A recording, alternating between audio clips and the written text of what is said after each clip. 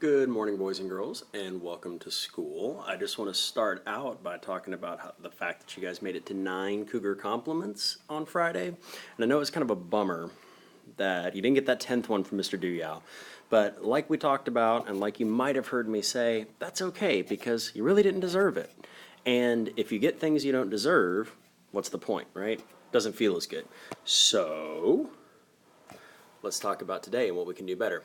If you notice on the bottom right corner of this screen, I have a picture of LeBron James, right?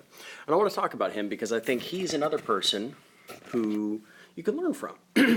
Now, you might not have known this, but he went straight from high school into the NBA. He was like one of the last people to do so. And he played for a very long time before he won an NBA championship. Now, NBA championship, it means like you beat every other team. You're the best. Your team might be really good, but if you don't win the championship, you're not a champion. Do you know how many years LeBron James played before he won a championship? It's kind of interesting. Got a guess?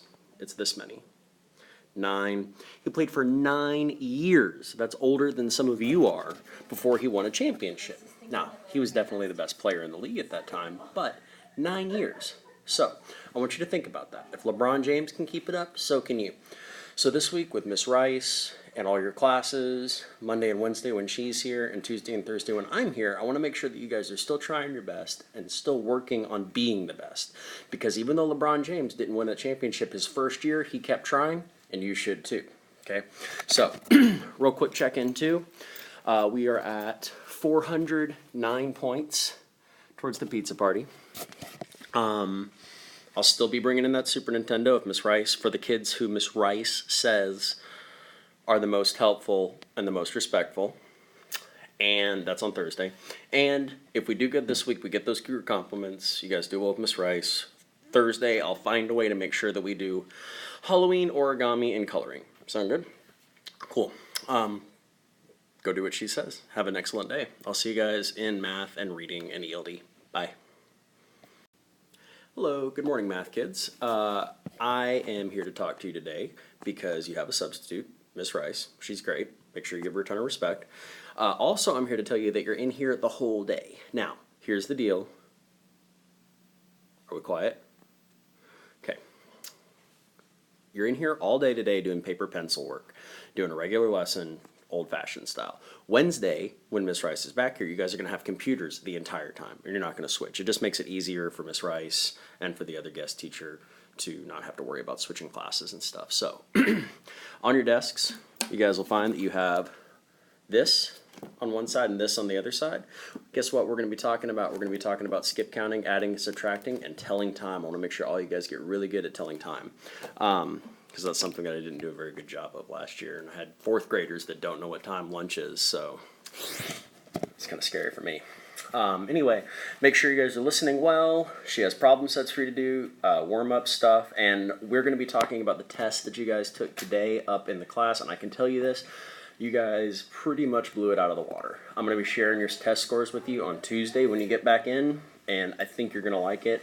I'll grade them. I'll talk about them. See you guys later. Good morning, reading kids. I'm here with Miss Rice. There she is. And I'm just giving you a quick little heads up. First off, I said I had planned to read a whole bunch this weekend. This is my book right here, The Princess Bride. It's fantastic. Some of you have seen the movie as well. And if you'll notice, I'm right in the middle of the book. Let me show you how many pages I read. Where did I put my... Here it is.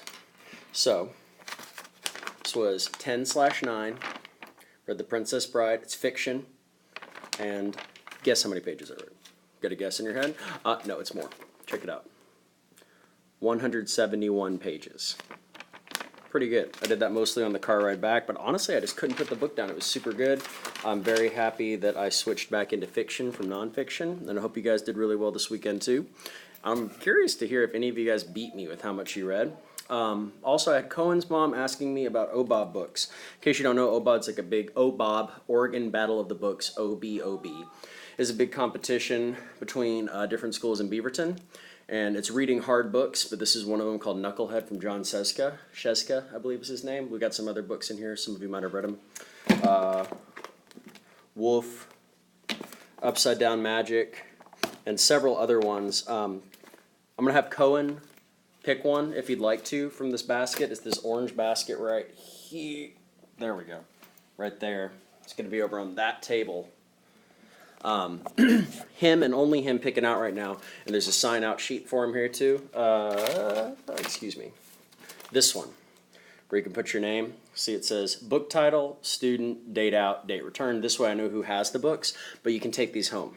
So I'm going to let him do that for right now because I know he's been reading them, and I'm trusting him to make sure he takes care of it and return them because I got these from Miss Nikolai, and Miss Nikolai is terrifying sometimes, so make sure you don't get me in trouble with Miss Nikolai.